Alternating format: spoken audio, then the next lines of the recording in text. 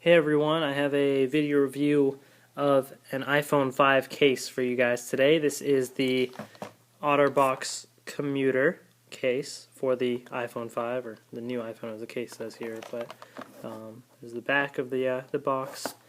It says a stylish two-layer protective case for a highly connected lifestyle. Alright, so there's the box. Some of the other stuff that it comes with, by the way, is it's got like a little cleaning cloth thing. And then when you're trying to put the screen protector on, it's got an installation card to kind of help take out the bubbles. However, I am terrible at putting screen protectors on, so as you will see on the screen protector here, there are some bubbles like right here basically on the side. I'm just terrible at putting screen protectors on.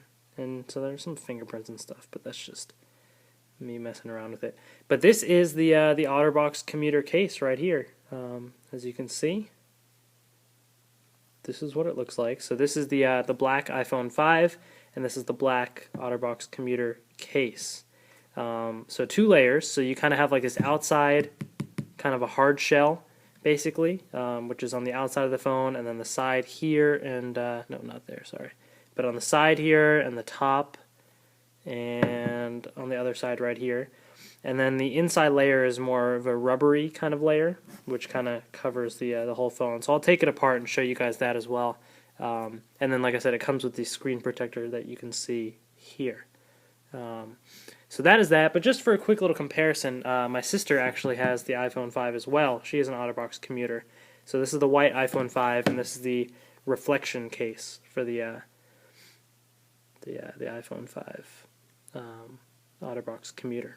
I think that's what it's called, reflection, but it's like a bluish color. So this is what that looks like. So for this one, this lighter blue is the hard part, and then the rubber is the dark blue. So there's that. And just for comparison, my other sister has a white iPhone 5 as well. She has the Otterbox Defender. So you can, sorry, what am I showing? I guess height-wise as well, there's a bit of a difference, just because this case is bigger on the Defender. So I'll go through some of the differences with that as well. The main thing is this is kind of a three-layer protection. It's got a lot more protection to it, but this case has a decent amount as well too. So let's kind of disassemble this and then get to showing you what the different components of it are.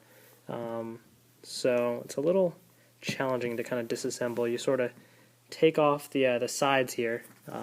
It's good to know that it won't easily come out or anything, but at the same time it's bit of a challenge, so kind of slide that out there, and then on the sides, there we go. Okay, and then I'll take this part off. So this is the iPhone 5 by itself, well, with the screen protector on it, which looks terrible with the fingerprints, but yeah, I'm not a big fan of screen protectors. But it comes with one, so if you want it, then it's got the screen protector. It's very thin, as you can see, looks nice. So there's that. And then you have kind of this is the rubbery part of it, and the hard shell. So the way this works is you take the rubber shell and basically just stick the iPhone 5 right in there,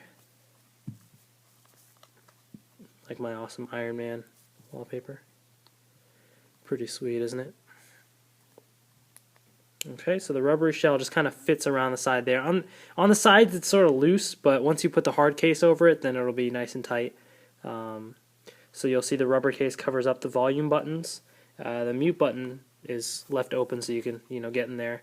And then there's covers there, which I'll show you guys in a second. And then there's a rubbery thing over the power button. So there's that. So then here you have this hard shell here, and so I just kind of slide this in here where the power button goes in, and then once that part's in, I'll just sort of push it down into place, and there we go. Now it looks like everything is in place. Yep. So this is the whole case. In terms of access to things, well, obviously home button is fine because there's nothing there. The buttons work well. That even though there's rubber on them, you can still do it. The mute button you can still get access to pretty easily. The power button there works pretty well. Down here you have a little cover for the headphones, so that's nice, and then you have a cover for the power the cable, lightning cable thing there, charge cable.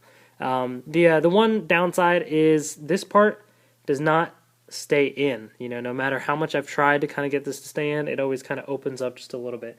And that is the same for my sister's Otterbox Commuter as well. You'll see this one's kind of out a little bit. So I guess that's just something with the case. Not a deal breaker at all. It's just slight annoyance, I guess. Just kind of sticking out a little bit. But in terms of the feel of it, I mean, it's got a nice, grip and everything. If you're holding it like typical, your thumb can kind of rest on the rubber here, and your pointer finger on the volume buttons, and the rest of your hand on the nice, hard plastic there. That's okay. So it feels pretty good in the hand.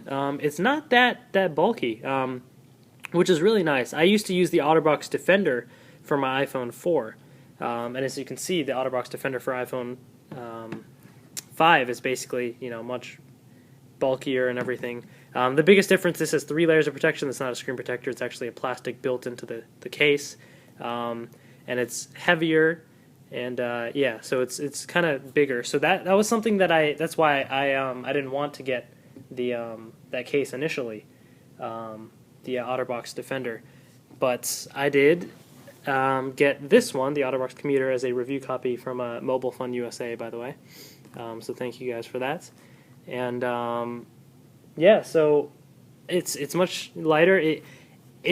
I almost think it feels, in terms of the weight, about the same as the iPhone 4 without a case. I kind of held them both side by side and compared. So it's actually not too bad, because the iPhone 4 really isn't that heavy either. It's not as thin as without the case, obviously, but it's not that bad either. So this is actually pretty cool. So in terms of the, a balance between durability and, like you want a good protection for the case versus preserving the thinness and lightness of the case, of the phone itself, this is actually not too bad. Yeah, it offers them some good protection, but it's still not, super heavy or anything. So that's why I'm not too big of a fan of the Otterbox Defender after using that for a while on my iPhone 4, but the commuter is actually not bad. So it's pretty cool. So the commuter as well is, I believe it's around $35, at least on Otterbox's website. You might be able to get it for cheaper elsewhere, I'm not sure. But that's really all I have on this case. If you guys have any other questions about it, post it in the comments below, and I will try and answer them as well. You can see that here. I think I pretty much covered everything. So hope you guys enjoyed that. Thank you to Mobile Fun USA for providing this review copy of the Otterbox Commuter. So check them out. And yeah, that is the Otterbox Commuter case for iPhone 5. It's, in short, it's not that bulky. It's relatively, light. I mean, it's not as light as the phone itself, of course, but relatively light. Offers up some good protection, and it looks decent. And yeah, that is the Otterbox Commuter for iPhone 5. Hope you guys enjoy.